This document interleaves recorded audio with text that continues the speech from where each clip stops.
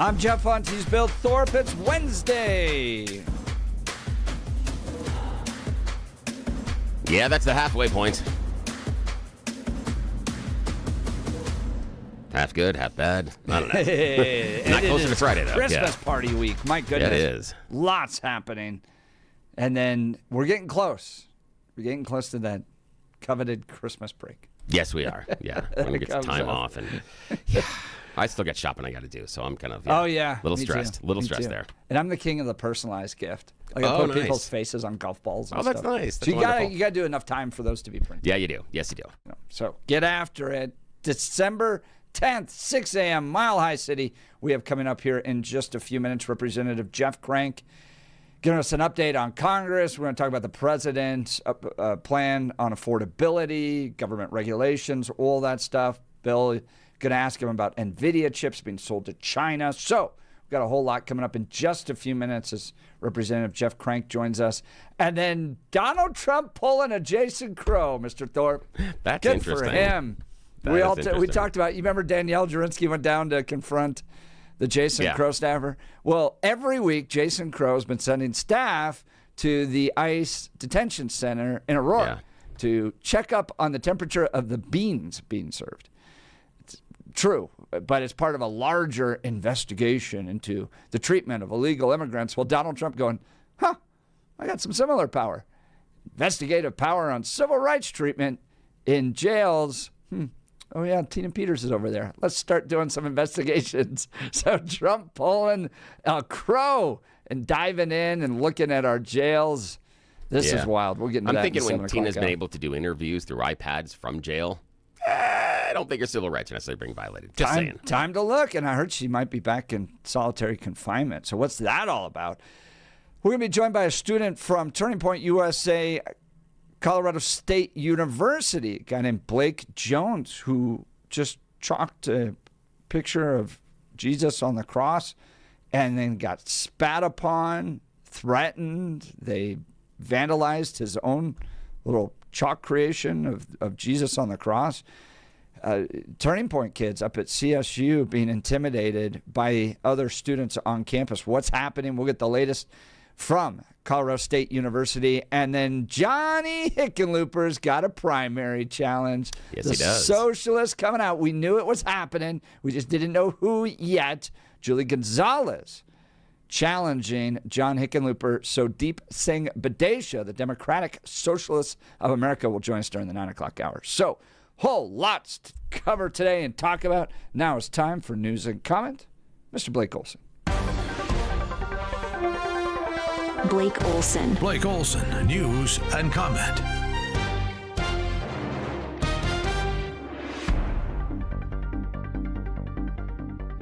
And mostly clear in Denver, expecting a high of 59 today. News sponsored by Pastor Camp Heating and Air Conditioning at 303-777-1234 to learn more about special savings opportunities on Lennox equipment. Our top story, the Fed could announce an interest rate cut today. Investors anticipate the third rate cut in a row and hope to hear it from Too Late Powell.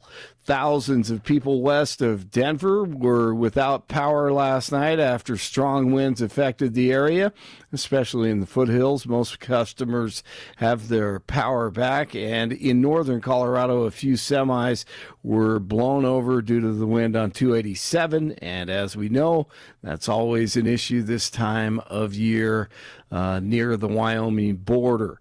Aurora police searching for a man wearing red sweatpants and a black jacket riding a bicycle after a woman was shot in a parking lot in the 1100 block of South Havana near Mississippi.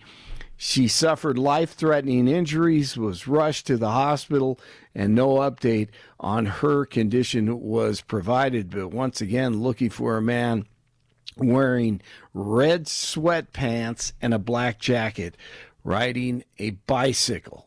Unbelievable. 67-year-old Adams County Commander Carl Smalley, who served for over 3 decades with the agency, died on Monday. The office responded to a missing persons report and upon arrival found Commander Smalley near Box Elder Creek. They said he had just started his day and was on duty at the time, so his passing is being treated as a line of duty death. I've also announced a permanent pause on third world migration, including from hellholes like Afghanistan, Haiti, Somalia, and many other countries. All right, DJT hitting the road to sell his economic agenda, launching a national tour with a rally-style stop in Mount Pocono, PA. He told supporters his administration saved America. I agree with that.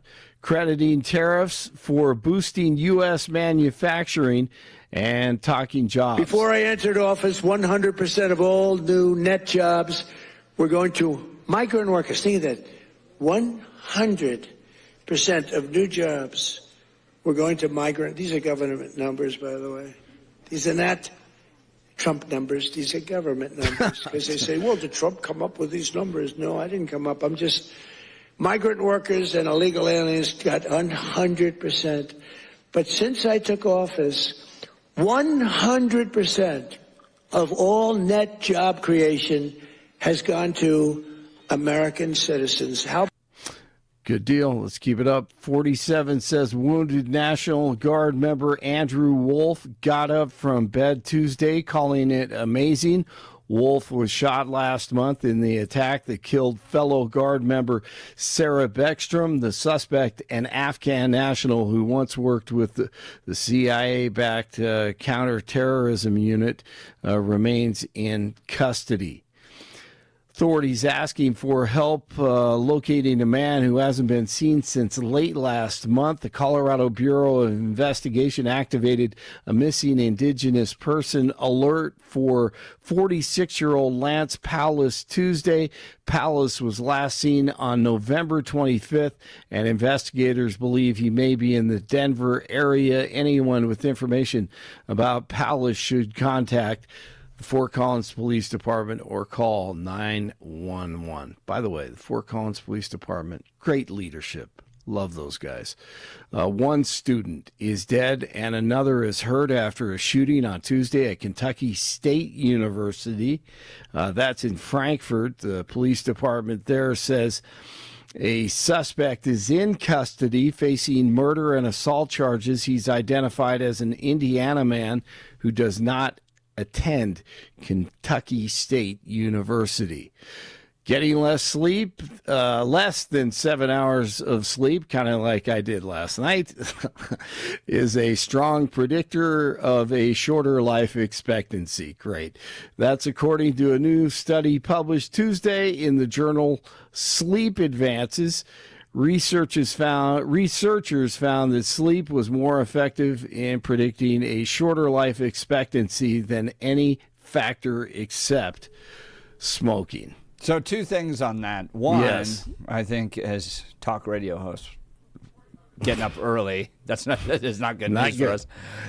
Secondly, Peter Boyles absolutely is the exception to that rule. Good point. Very good point. Bro is humming along. Yes. Into his Great 80s, shape. probably didn't get much sleep being a morning talk show host for most of his life. So Yeah, but it does say at least 7 hours. So if you go to bed at 7, then, yeah, with kids. Which is so that's easy, right? Easy with middle school and high school kids. They don't talk at all at night. Right, exactly. They don't make any noise. It sounds like nuclear war is happening in parts of my house, man. I know. I got 2 middle school boys, and when they get after it, man, start wrestling and the walls. Yeah, exactly. And the floor. What about you, Billy? Yeah, this job wants us to die early. It's kind of that's the issue with the radio stations. They know they don't have to invest in retirement. They're like, we'll just kill them. Give them really crappy hours and they'll die early. Don't have to worry about it. Oh, It's a man, plan. it's so true. Yeah. It's so true. Oh, But yeah. Yeah, it is. It is so hard to get to sleep early, especially with the family. It really is. Yeah, it's awful. You can put the sound effects of the ocean all you want in there. It doesn't matter when you hear. Oh yeah. My favorite is we have one of the wonderful children. We're trying to help out around the house and do chores and things like that. And so one of the things we ask is to help unload the dishwasher. And I love the fact that we run the dishwasher after dinner. Tink. Yep, and it might be Clank. If they're up late, 10:30, 11:30, midnight, and they see the dishwasher is full. Yeah. It's great that they decide to unload it, but I don't think they realize everybody else in the house is sleeping. So it's just clang, clong, clang, clong, clang, clang. I was like, really? Yeah, just seriously? Right. I mean, and you can't go down there and get mad because they're doing something you're asking them to. Yes, so you're kind of like, exactly. I'm going to endure. Yes, yeah. Exactly. It's like on Seinfeld. You sit there and you're like, find a happy place, find a happy place, find a happy place. Right. It's what it is. Exactly. Yeah. When my freshman takes the trash out, at night, I'm so happy. Yeah. It's so great, but it's so loud. It's louder than the truck. Yeah, it is. It really is. You're just like, what are you doing? Yeah. At 8 o'clock, like, oh, yeah. Yeah. I'm always surprised where a couple of the kids will emerge. They'll wander downstairs, and then they will take one of the plastic trash bags, and they'll go upstairs to their room. I'm like, that's interesting. Because I know the size of the trash can that is in their room, and it is much smaller than the kitchen trash bag. And then they come down with an incompletely full kitchen trash bag, and I'm like, wait. Hang on.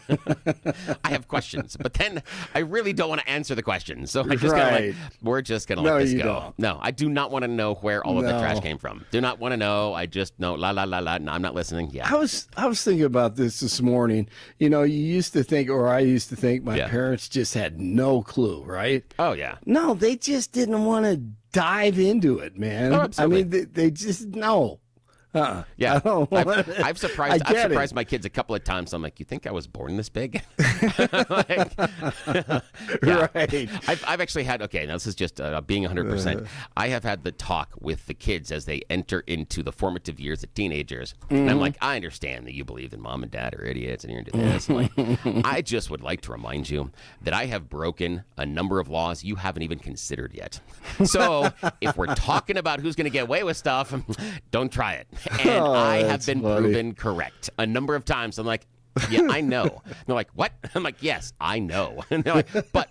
I'm like, hey, I've got cards. I play them when I need to. Just because I don't say anything at the time doesn't mean I don't know. And they're like, uh-oh.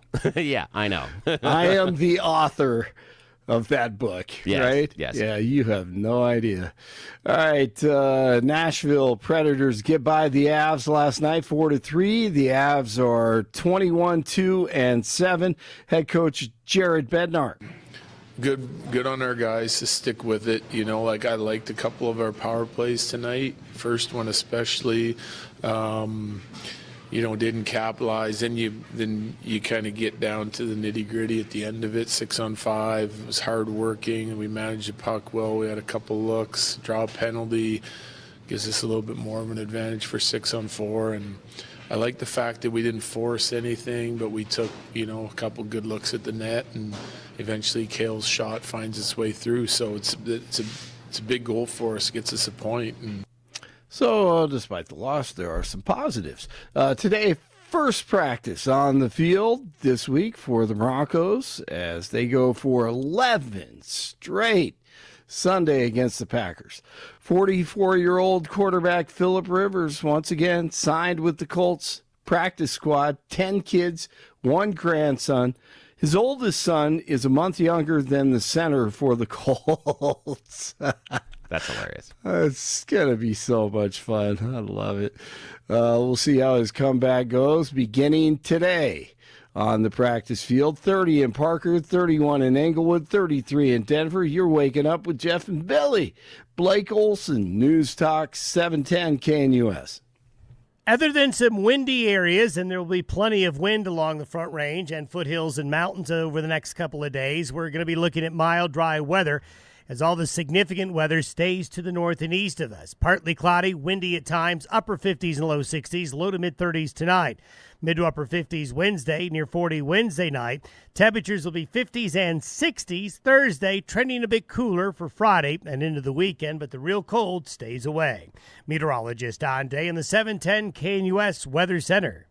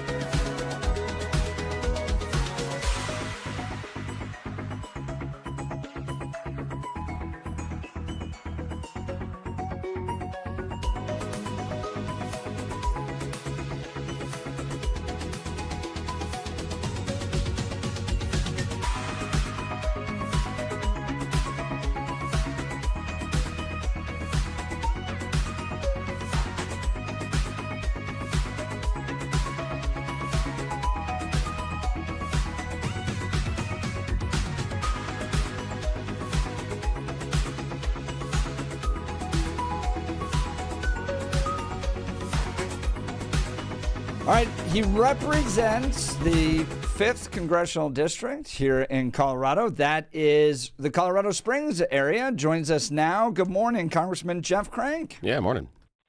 Good morning, guys. How are you? Great to see you over the weekend. Went out to support Jeff and Gabe Evans and went and did a little pheasant hunting. I've never hunted anything in my life, despite my last name. Never. I haven't shot anything. Went out and got to spend some time with you guys. Lots of support for you two as Republicans gear up for a big battle coming next year to maintain control of House of Representatives. How are things in D.C.? Give us an update, Congressman. Well, first of all, Jeff, thanks for coming out. I know you hunted with my son Joel. He Great said he really enjoyed hunting with you, and he said Dad congratulated him on getting his very first bird. So congratulations to you, Jeff. He's a good man. Joel's great.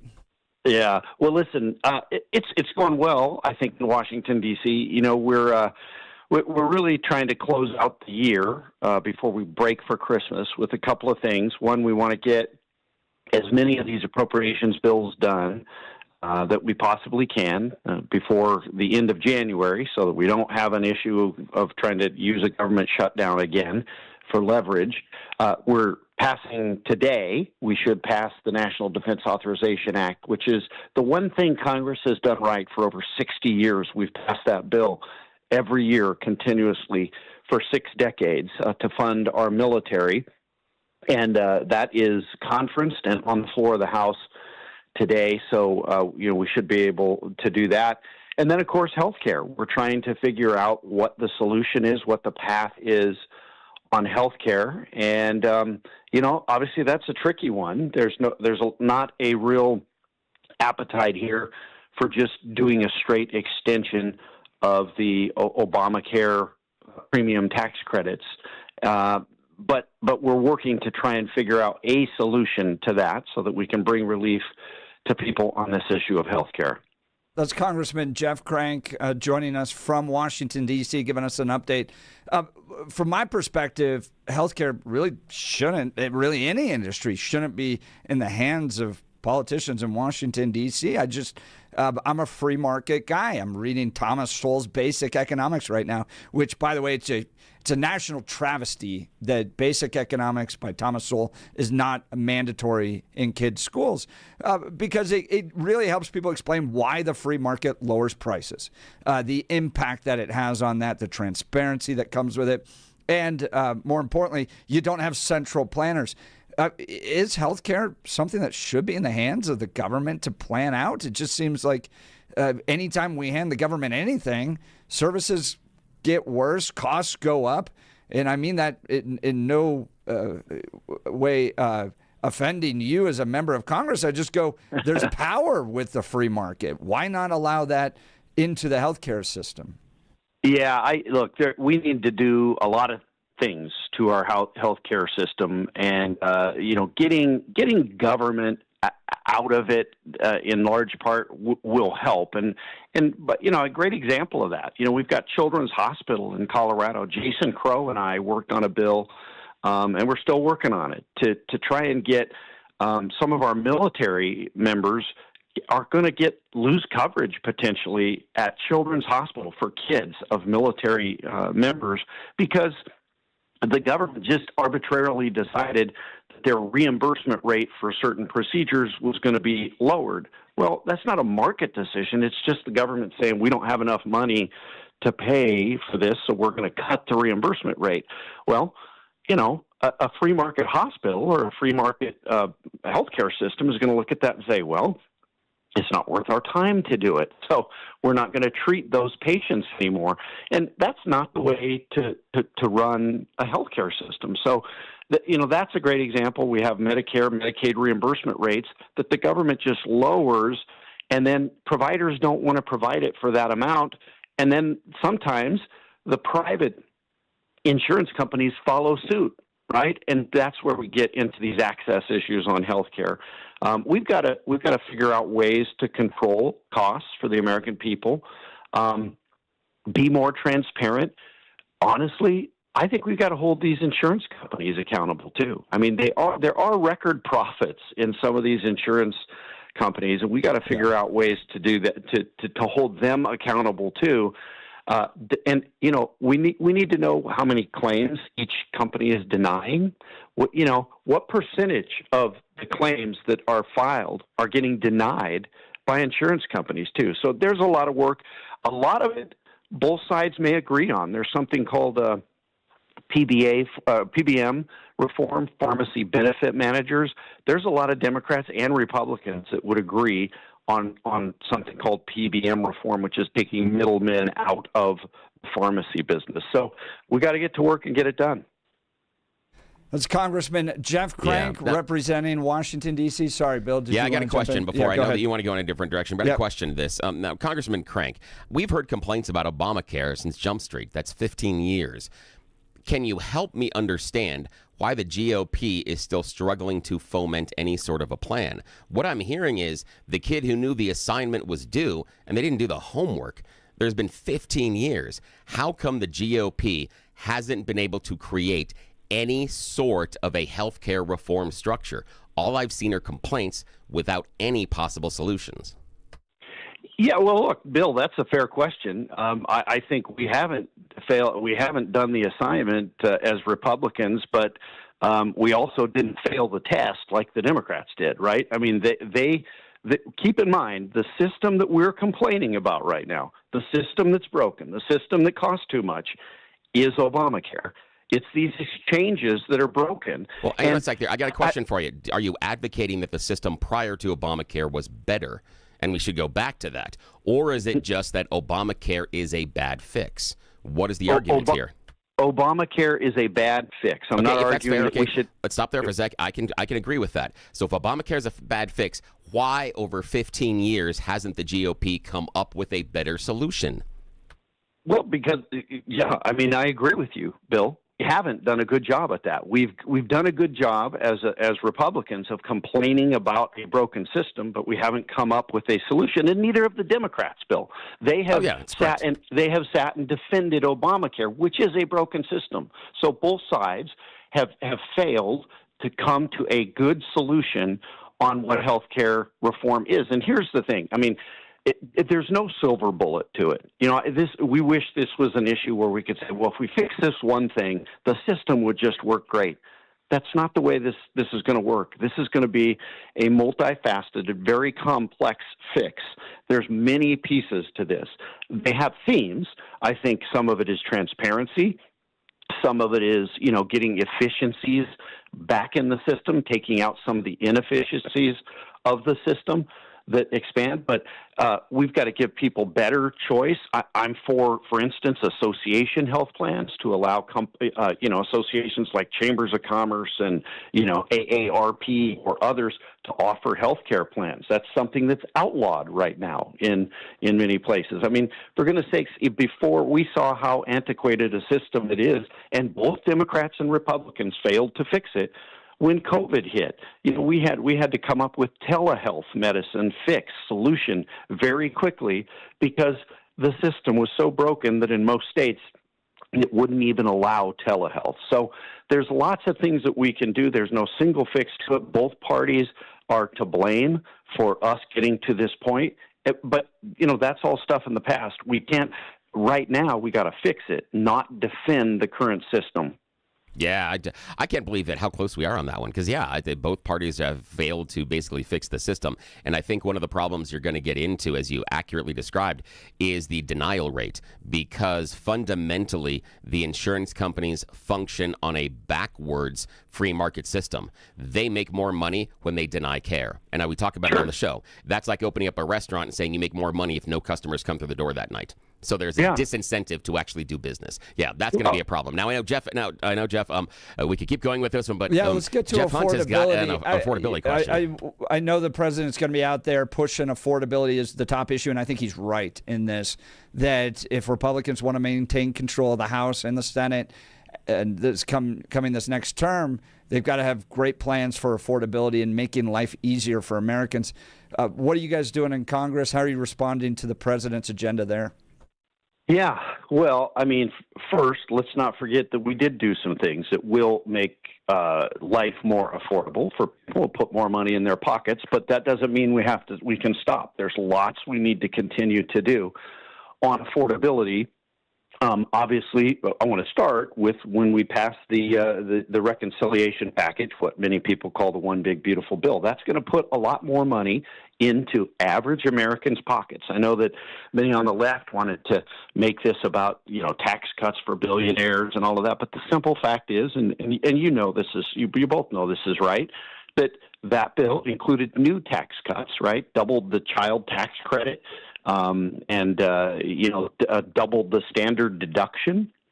No tax on tips, no tax on overtime, senior tax exemption, tax deductibility on new car loans if they're made in America. So there's lots of new things that will give tax breaks to put more money in people's pockets, which does make life more affordable. But there's a lot of other work that we need to do. One of the biggest things I think we have in Colorado right now is the affordability of buying a home, right? Utility rates. There's lots of things, and some of these are things that we can fix at the federal level, and some things are self-inflicted wounds. You look at the utility prices in Colorado, that's largely because of the crazy policies that the state legislature and the Public Utilities Commission have been implementing over the last several years. And, some of these green energy standards that they've done, this new thing that the PUC has put in place that we're going to, magically all go to electric heat in our homes by 2050. There's a cost to all of this. And it isn't a cost that if you live in my district, if you live down by the Broadmoor, I don't think that probably is something you're too concerned about. But if you live like the average American, those things matter. But that's the difference between buying groceries sometimes and paying your utility bill for many Americans. So we can work on that. On the housing, we've got to figure out ways to drive down costs. First of all, interest rates, and I think the Fed, looks like they're going to hopefully lower interest rates a little bit. That will help. But there's other things we can do, and even at the federal level, I'm looking at ways to, in some of these federal enterprise zones where people build houses, the state government, the state of Colorado, is putting energy efficiency mandates that are driving the cost of houses up by $30,000 to $60,000 per home. Why is that? And why should the average citizen pay that? If the Colorado state government wants to put more mandates like that onto homes, why don't they pay for it? Let them pay for it instead of the home buyer. So we need to do things that will help drive down the cost. One last thing I'll say, and I have been a proponent of this from the very beginning. I think, I've always said that the tariffs, while they're a good tool to get people to negotiate, they will drive up costs, and particularly on construction items. You look at things like plywood and 2x4s and things like that we get a lot of that from Canada as well. that's going to drive up the cost. So we've got to be very careful. And I've urged the president to not have to bring tariffs to zero on construction products and things that are used in the construction industry. So there's a lot of work to be done. Some of it the president can do. But last thing I'd say is let's not forget how we got into this mess, right? We had 9% inflation under the Biden administration. They spent too much money. Inflation has come down, but it hasn't come down enough. We got a lot of work to do. Yeah, but 9% inflation wasn't what Biden handed Trump. That was during the peak of the Biden administration, and by the end of the Biden administration, it was down closer to 3%, correct?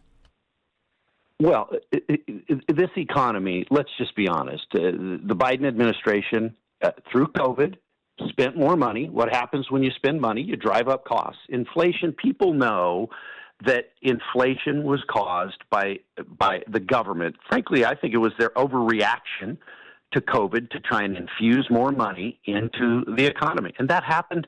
I mean, it started to happen a little bit under Trump at the very end of his term, but it happened on steroids during the Biden administration. We can't ignore that. We can't act like it didn't happen. That is a fair critique, but if you're going to put that jacket on him of 9% inflation, then you have to take it off when it goes back to 3%. You can't blame him for the rise, but then not give him credit for the fall. No, that just doesn't make any sense. Let's look at gas prices. Let's look at the prices of eggs. Let's look at the price of groceries. When Joe Biden left, they weren't down. The American people weren't all of a sudden feeling better, and then Trump came in, and everybody goes, "Oh my gosh, prices are rising." No, but the point was inflation. The point was inflation. Inflation was no longer at 9%. That's where you'd pinned it, and it wasn't at 9% when the Biden administration ended. It's a fair critique as far as the supply side, but but if you're going to give him the credit for raising the inflation, you have to give him credit on the back end. Well, how about let's give Trump credit for lowering inflation. Inflation is lower. It's lower today than it was during the Biden administration. It is. So if that's the standard you're going to judge and I'm going to judge by, then let's give credit. Then let's all walk away and declare victory. That's not what I'm here to do. We've got more work to do. There is a price to pay when you artificially say we're going to stop drilling for oil. It causes the price of gas to rise. It's the free market system that Jeff was just talking about. And that's what the Biden administration did. They drove up the cost of fuel in America. When you say you have to get 50% of your energy produced from wind and solar, guess what? That's going to have an impact. It's going to drive up the cost. This administration is reversing those policies, and you're seeing gas prices to go down. I think you're going to start to see energy prices going down as well as we continue to look at more reliable baseload power in America. So there's still a lot of work to do. We got to really get after it and focus on it. But we could talk about OPEC releasing, more oil, and that also affects the impact on the price of gas. I want to pivot just for a second into a recent announcement by President Trump and talking about now allowing NVIDIA to sell their highest performing chips that are used in AI to China. Now, previously, it was both the Trump administration and the Biden administration that restricted the top-selling chips because we didn't want to share our best possible technology with one of our largest competitors. Now, Trump says we can go ahead and sell those chips to China. Good idea? Bad idea? Your opinion? Well, I'm concerned about it. By the way, we're going to have, I'm going to sit in a hearing where we're talking about that here either this week or next. I think it's next week. I'm concerned about it. Look, China is our adversary. They are our top adversary, and we have to recognize that. People for so long have talked about Russia or, terrorists in the Middle East, and all those folks are dangerous. But the country that we really need to keep our eye on from a military standpoint is China. And they are rapidly trying to beat us, particularly in outer space. They are beating us right now in shipbuilding and in a lot of military technology. And so we have to be very diligent in making sure that we aren't helping them do that. Now, I will say, typically they just steal our technology. They have no regard for copyright or for patents or any of the intellectual property that we respect in the United States. They normally just steal whatever they want. We see that all the time. So to just absolutely just hand out and give them our technology does concern me a bit. I'm reserving judgment on it because I want to hear the administration's case for it. But it does trouble me a bit, Bill. That's Jeff Crank representing Colorado Springs in Washington, D.C., giving us an update on the work taking place there as they race to get things done before Christmas break, like the rest of us. Congressman, really appreciate your time today. Thank you so much. Yeah, you've been generous. Thank you so much. Thank you, guys. Appreciate you as always. If I don't talk to you between now and then, have a wonderful Christmas and holiday season, and we'll talk to you in the new year. Yeah, Merry Christmas to the family. We appreciate you. Thank you so much, Congressman.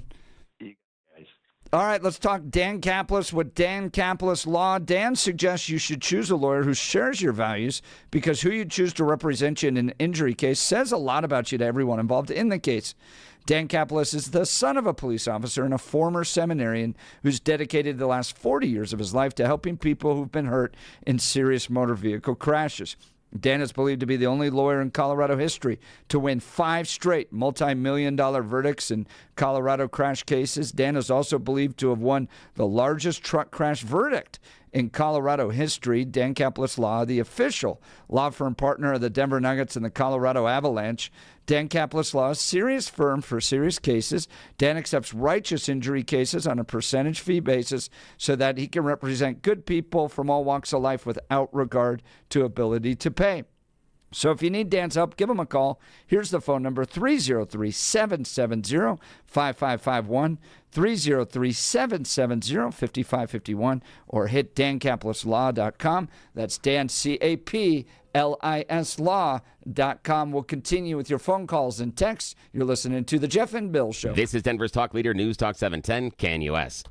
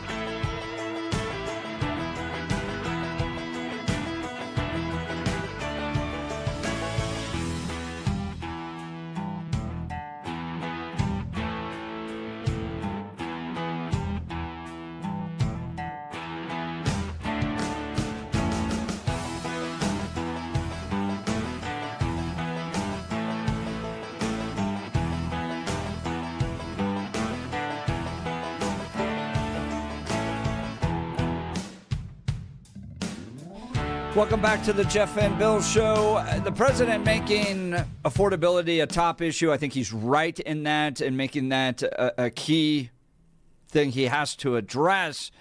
It's tied into healthcare, it's tied into housing costs, it's tied into food costs, it's tied into energy costs, all that stuff. Bill, am not confident that politicians in Washington, D.C. are going to lower the cost of healthcare. I don't know when the government gets involved in anything, right? And I saw this on the Sunday shows, right? And you see them recognize that this is all something that's really important. We got to address healthcare costs. So important to address. And then I watch Republicans and Democrats try to come up with ideas, and I just go, who are these guys? Like, why do we trust the central planners to try to put this together? And I appreciate the fact that the president doesn't want money to be going to insurance companies directly, but if you put it into a pool and then the people just pick the insurance companies, it's still an artificially inflated cost to insurance companies, right? So how is it fundamentally different than Obamacare when you're giving the subsidies on the back end versus giving the money on the front end to the consumer? The choice is still the same because the insurance company would have to accept the person at that cost. So I don't see how it changes anything at all. It doesn't change the system.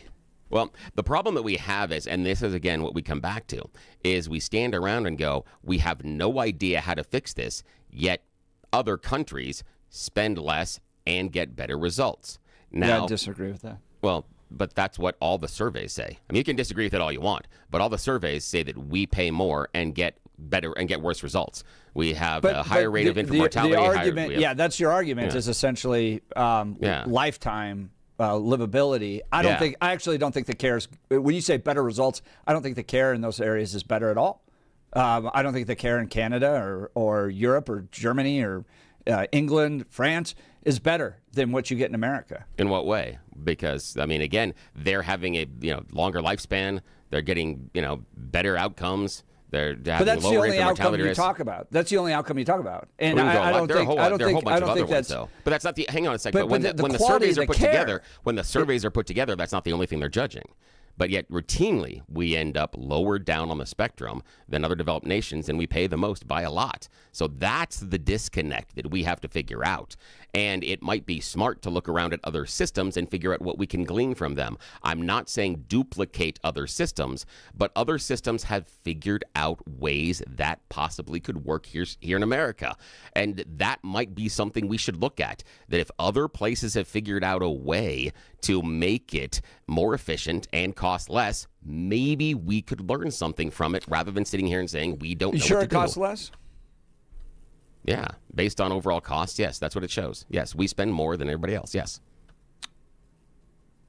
I don't think that's correct, in part because you pay higher taxes in those countries. So when you say it costs less, you're saying that the individual that has to put the money out for healthcare. No, total spend. It's all done on total spend. That the country, it's not that the individual spends more. It is total spend. Well, of course, if the taxes are higher, the individual spends more. No. But you're missing the point. It's total spend. It is taxes, government, everything else. And so we spend more per capita than every other developed nation. And that includes taxes and everything else in government support. The countries with higher taxes spend less totally on healthcare. Just what the numbers say. Yeah, I don't think that's correct. In the sense that if you have to go out and tax people at a higher rate in order to provide sub-care, right? The quality of the care is less. That you can make the argument that the state in socialized medicine spends less money. You get a worse return, a worse quality of care, and you've taxed people at a higher rate in order to get worse care and then claim that somehow we spend less per capita as a result of it. Somehow that worse care is getting better outcomes than our better care. That's an issue.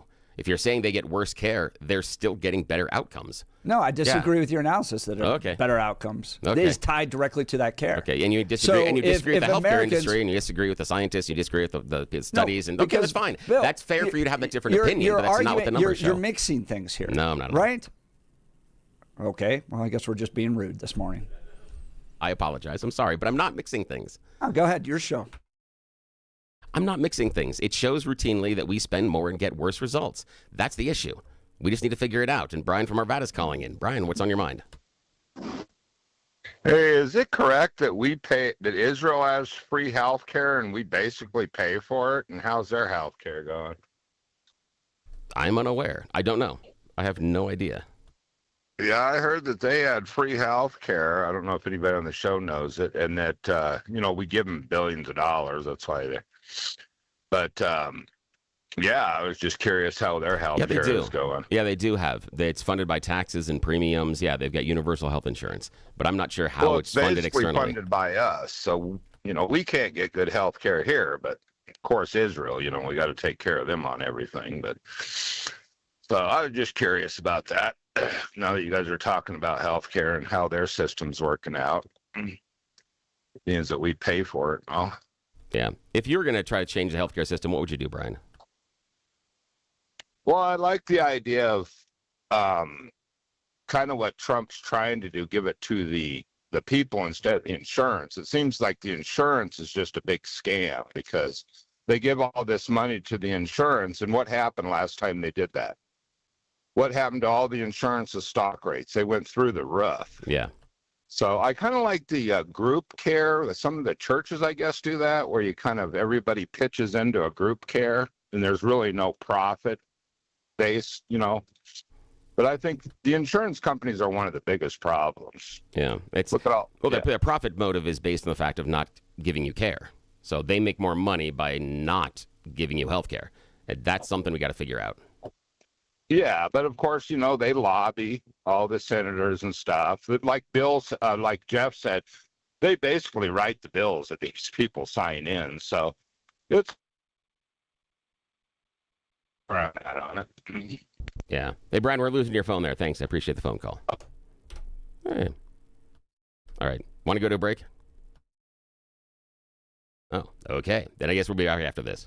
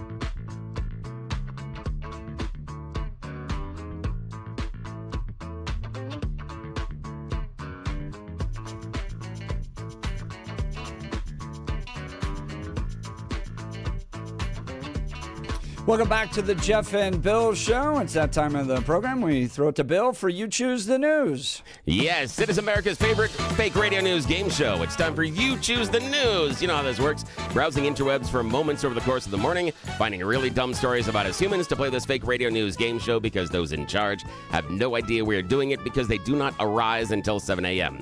As always, we bring in Blake Olson from the news department. Gentlemen, here are the stories this morning. Headline number 1, a sudden shock. Headline number 2, Scrooge takes gifts. Headline number 3, just poking around. And headline number 4, live long and prosper. Mr. Hunt, your choice. Let's start with Scrooge. Yes, Scrooge taking gifts. Now this, we find ourselves in Bishopville, South Carolina.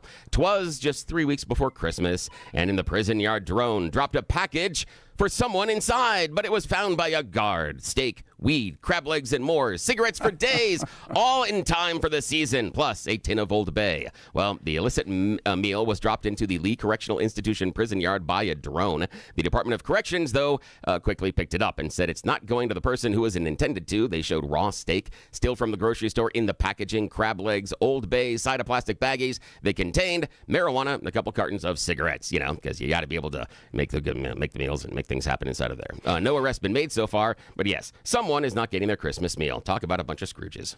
I know. Alrighty, Blake, your turn. A sudden shock, just poking around, or live long and prosper? Just poking around. Yeah, just poking around. We are in Dallas for this one. A Dallas woman is facing arson and criminal mischief charges after investigators say she intentionally set a house on fire, then hung around to watch the flames, and then tried to stop the firefighters. She stabbed a hose to stop the firefighters from being able to put out the flames. The Dallas Fire Rescue units were called to a house 2900 blocks of Prosperity Avenue around 1 o'clock in the morning. While they were actively battling the blaze, the 37-year-old reportedly took a knife to one of the fire hoses to prevent the crew's efforts. She was immediately placed under arrest at the scene and charged with criminal mischief.